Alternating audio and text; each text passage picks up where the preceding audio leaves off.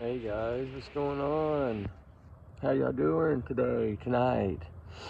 I wanted to come on tonight and talk about something totally different than what we normally talk about. Not different, but in a way different because it is an older case from 2007. July 18th, 2007. It's about Barbara Bolick, and she's a 55-year-old woman, loved to hike, really good at it too. A big hiker. Loved this bear trail, loved all to be out in the wilderness all the time. She runs every day. She's this healthy outdoors woman, married to a retired Air Force gentleman that spent 17 years at JP Morgan in the big office, big bullshot known guy. They retired, moved to the mountains, and she fell in love with it fast. 2001 they moved there. This happened in 2007. So she had been hiking this area for probably 5-6 years, I'm sure. While they were there, a few days before that, they had the husband's cousin, Donna, come in. Donna Biles, I believe. And then her boyfriend, Jim. I think it was Rimmaker, something like that. He was 58 at the time. It's a crazy story because nothing makes sense to me anyway, just like it did to a lot of people, because this is a woman that was used to hiking, used to trailing. This trail in particular, she loved this trail. She always packed light, backpack, food, bottled water, 357 revolver, hand, bang bang, trigger warning, guys, times 100 million, sorry. And allegedly, these are just my theories, my thoughts, my speculations, not to reflect on the channel. This is just my opinion on what I think happened to Barbara. So anyway, they had done some things. They had had a few drinks the night before. The plan was for Barbara, Jim, and Donna, his girlfriend, the cousin of the husband, to go. She was going to take them that next morning to this trail and let them hike and have fun, right? And show them around to this bear trail. Takes about roughly 2 to 3 hours to do the entire little trail and come back. It's about 15-minute drive from her house. Well, on this morning, of course, Donna woke up hungover. I'm not going, y'all go. So just Jim and Barbara went, the boyfriend of the cousin and her. Her husband couldn't go anymore after his heart attack. So he couldn't really get out there and do much anymore.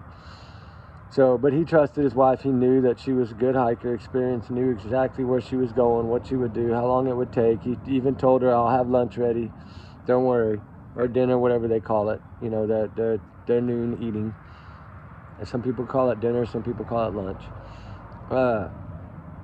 And they decided to go to this Bear Creek Trail and hike.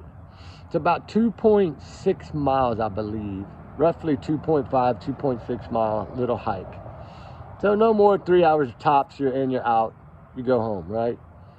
15 minutes from there, about 8:30 or 9, she woke up Carl, the husband, Barbara did, and said, hey, they were going, but Donna wasn't going, just her and Jim. And she was going to take him and show him Bear Creek Trail. And so off they went.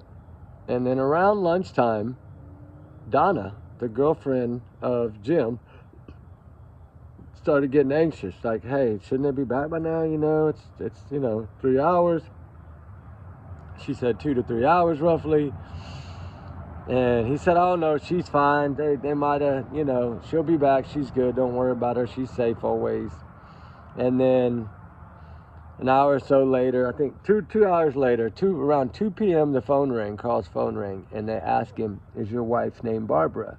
And he said, yes. And so they told him there was a problem. So he went right away, drove down there, 15 minutes to the trailhead, met with the park rangers and the police officer. And Jim had reported her missing.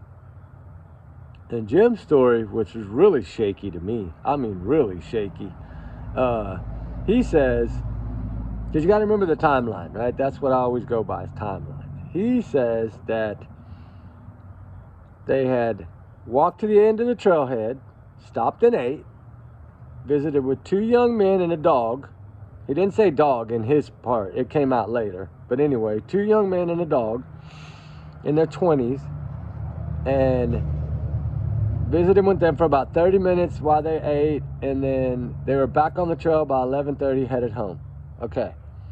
One thing I see wrong with this picture is by 11:30, they should have been almost back to the vehicle, not at the end of Bear Creek Trail. Because roughly, be home by 12, that's 30 minutes, right? So no way you're going to make, and evidently when she said she was going to be back, she was always back. And pretty much she knew about how long it took her every time. So for him to say that they had ate at 11:30, jumped up to head back at the end of the trail, head back to the other where they came from. He said they were walking, and then she was about 20 to 30 feet in front of him, away from him. And he turned and stopped and looked at the view for a second, for about 45 seconds, he said. Turned around, whew, she vanished in thin air. No UFOs or nothing like that, but she vanished in thin air, guys. Like, literally vanished in thin air. Like, literally.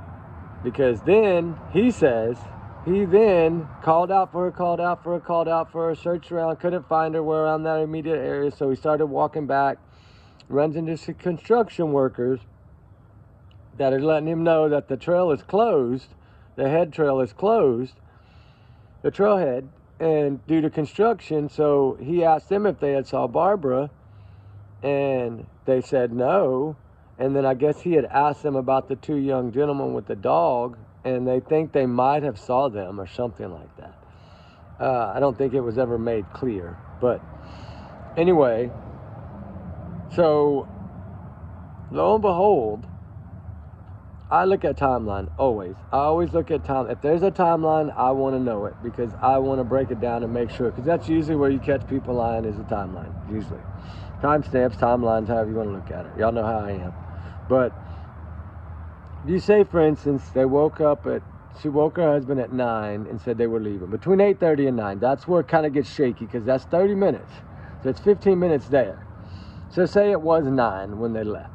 That's how I did it. They got to that park around 9:15, 9:20 due to traffic. By the time they got on the trail, probably 9:25. By the time she got her backpack, put her stuff in there, put her weapon in there, and then took off on the trail. So just say 9:30, they're hiking the trail. And it takes about 3 hours, 2 to 3 hours for good hikers to make the trail and back. So we know she probably did it in around 2 hours to get there. And probably less. But anyway, so if you take 9:30, they hit the trail. 11:30, they got to the end of the trail. That's 9:30 to 10:30, 10:30 to 11:30. That's 2 hours just to get to the end of the trail, right? When supposedly the whole trip takes 2 hours, possibly 3 if you're not that experienced. It's only 2.6 miles, guys. And so the timeline's not lining to me. And then to make matters worse, they bring in canine dogs and search parties, right? And guess what? The dogs don't even get a scent of her anywhere. Not even on the trail. Come on. Tell me how that shit works. How do they not get a scent on the trail if she was just there? So needless to say, the husband sticks around till midnight that night. They finally tell him he needs to go home, get some rest. They'll come back in the morning. So of course they do. They get to him and his friends and all them neighbors that wanted to help, that knew her, all came back to go search. They found not one shred of nothing. Not a piece of a backpack, a piece of a shoe, a piece of clothing. Absolutely no footprints. That's what gets me. No nothing. No nothing leading off of that trail other than the people's footprints that had already been searching for her the previous day before. You tell me how that makes sense. Make that shit make sense. 45 seconds it took for somebody to completely vanish off the face of this earth. And I know it sounds like a rabbit hole, because it is a rabbit hole. 2007 to now, and there's still nothing. I know they have their suspicions. I think they have suspicions because some of the law enforcement quotes that were put in here, how did she get lost on her favorite trail? It never would have happened. They had just moved there in 2001. But one of the quotes that police put out was, another thing that really, hold on, before I get to that. Jim took his rental car instead of her driving. So that kind of threw me off for a loop. And if they made it to the end of the trail in 2 hours, it would have taken 4 hours to do the trip. Whenever it normally takes 2 to 3 hours to do the whole trail. So that makes zero sense. At 2 hours of experience as she was, she should have been almost back. Granted, you take a 30-minute lunch, right? Okay, that means that you took a 30-minute lunch, about 30 minutes to eat and chat. That means that technically you were at the end of that trail at 11 a.m., which technically is an hour and a half. So if you give or take, that's about halfway if it takes 3 hours, right? That means that they were on time. Why would she stop and eat when her husband had said, I'll have lunch ready? That makes no sense, right? I don't think Jim knew that the husband had told her that because he wasn't in there when she woke the husband up. So that's red flag number 4 to me right there. The rental car, red flag 2, 45 seconds, red flag 1. So the biggest red flag of all, what I think is, going by these quotes that these police officers put out there. We only have his statement to verify she was even on the mountain that day. We're not sure whether she was on that mountain that day or not. We are trying to figure out if anybody knows anything that can put her on that trail. We need to know. Because of right now, they know it's not a supernatural disappearance. This is exactly what law enforcement put. Let's talk about the trail by one officer, right? He said, let's talk about the trail. The loose shell makes a lot of noise, right, when you get off the trail. So if she would have veered off of that trail, it would have made so much noise that he would have heard her from 20, 30 feet away. Exactly what the officer said. And one of the mountain officers, they're ones that work on that place. Because there's no, like there's no big pavilion or nothing there. Like, it's not that. It's just hiking trails, right? And another thing that really, really got me, the trip averaged 2 hours for her, 3 hours for some who are not that experienced. So 2 hours, according to the law enforcement, is what it took her to do that trail. And you're telling me it took her an hour and a half to get to one end of it, and then after an hour and a half, when this woman does this trail all the time, she's all of a sudden hungry? I don't believe that. I don't believe that for a damn minute. And it's Jim Rammaker. He's 58 years old. And what I don't get, no signs of her ever being on that trail. None. No scent picked up whatsoever. So according to a lot of people, she was never on that trail.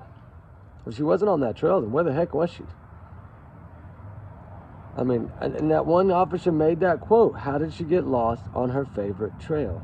And that's stuck in my head, guys. And guess what else? She was also taking her pilot license to learn how to fly. She was excited to get done.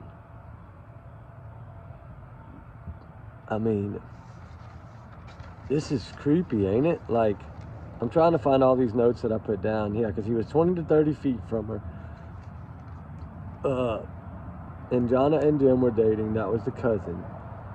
And then somebody saying that the fake hikers, because a lot of people never confirmed that there was 2 young men on that trail, and they've never been found. Law enforcement's never been able to find them. So technically, it's a red flag to me. I don't think there was anybody there. I don't think they talked to anybody at lunch. I don't think they stopped for lunch. If they did, what did they eat and where were their wrappers? I hope they tried to verify that. Because by noon, Donna had felt anxious, right? And then by 1, she was getting even more freaked out. And then at 2, which means he waited basically an extra 2 hours, give or take, knowing she should have been back around noon or before. I mean, he was expecting her, I think, back before noon, according to the husband. And they had already hiked the full length of the trail and stopped and ate lunch for 30 minutes. So they had already made it all the way to the end of the lookout point and then stopped. Took a break, ate for 30 minutes, visited, and then was going to head back at 11:30. Okay, so that means 11:30 to 12. By 1, they would have been back at the car, according to their standards, which would have been 3 hours plus a 30-minute lunch out there. But if you think about it, 9-something they left the house. There's a lot of speculation that this woman wanted a new life, but she didn't. According to anything I've ever read on her, and any family member has never put out anything other than she was very happy there. She loved this place. She loved the mountains. She was getting so used to the new home. So I don't see this. I just don't see that she would do that. And I mean, I know anything's possible. But what I don't understand is the Donna lady, the cousin that was supposed to go, why would she allow the boyfriend to go without her? Because if she was hungover, they were all hungover. But that didn't make sense to me. But the 15-minute drive gets me too, because what's really making me nervous is, was this guy, did he try to make a move on her or something in that car and something goes south and she never even make it to that trail? That's kind of what I see in this, guys. I really do. I see something bad happen. I don't think this woman, not on a trail that she loved and had so much compassion for, this trail, this was her favorite place to go. She wanted to show everybody this place. It was that beautiful. The wild flowers in certain areas, the beautiful Douglas fir trees, and the Bear Lookout. It's just absolutely beautiful. I've seen the pictures. It's an absolutely beautiful place to hike. It is. I could walk it every day, most likely, if I lived there. But the husband learned not through Jim, right? Check this out. This is my other red flag. I just found it. He learned through the police that she was missing. Why didn't Jim call her? Why didn't he call his girlfriend? See, something's fishy. Why would he allow the freaking warden guy, the officer, to call Carl instead of him calling her? That's red flag times 10. He didn't even call his girlfriend of I don't know how many years at the time. Something is not right with this story, guys. And I mean, I've dug as deep as, I've been digging on it for a while, probably about a month. And I just wanted to make sure I got it all right before I talked about it. But it's just something. And I want to bring these every now and then. I want to bring something different to the guys and just see if y'all like it, right? Like these things that I always have studied and researched, I want to talk about them more, and I don't. And I need to. I know we talk about Sebastian Rogers a lot, and the Jay Slater case a lot, and baby Caleb Collins a lot, and a lot of missing and a lot. But we never really do things like this. But these are missing people. So it's not altogether that different. It's just they're older. But y'all know me, I love cold cases like the Texas Unalive and Fields and some of the other new one in Austin now. I think the Lady Bird Lake, I believe there's something really fishy going on there. And I got some footage. I just got to edit it before I can put it out, because we did some searches there at night, me and Ruby. Sat on the benches and hung out in that area after midnight and after 1 or 2 in the morning to see if we saw anything. We did it for like 4 nights. And I haven't got to show those clips yet. There's a lot of clips I haven't shown yet. But I do feel that, you know, there's another one that I've been really digging on, and I feel like going to help this father. And it's the Austin King, the young man that went missing, that climbed to Eagle Peak and left a note up there saying how beautiful it was. He was like 17, I think, 18, young kid working at Yellowstone National Park. He worked there, and he decided that, you know, he was going to do a 7-day truck up to the thing and back, and then left a note, talked to his father, and then poof, vanished. And his dad believes he's on the mountain somewhere, but doesn't know where. But he was a very good hiker. He was a triathlon runner. He was a state competition kid. He was physically in great shape. And he had just left a note, and then poof, vanished. Didn't make the flight, didn't make the boat back. Somehow he didn't show up. And I've done a lot of digging on that one too. And the dad is begging for new helpers. As soon as the weather breaks, they want to go back again. And it just happened this year, I believe, right? I believe it was this year that it happened. In October, there was a big search. And then the weather got bad. So yeah, it was this summer that it happened. And it's just, it's scary. There's a lot of these things go on. Like the Christmas Eve one, those two men, way back in that thicket like that, and they couldn't even make it 24 hours. Like, that's something wrong there. I don't know. This one about Barbara, though, is boggles me, because I'm like, they're making this really look like this woman completely sprout wings and flew off that trail and never left a scent on that trail, nowhere. From where they said they parked, and wherever his rental car was, today there was no scent of her whatsoever. That's enough for arrest right there, guys. But they said they can't arrest without a body. So it is kind of scary, right? Because when you feel that someone did it, I mean, the way they put the stuff out there, as far as, you know, we don't have no proof. All they have is his word that she even made it to the trail that day.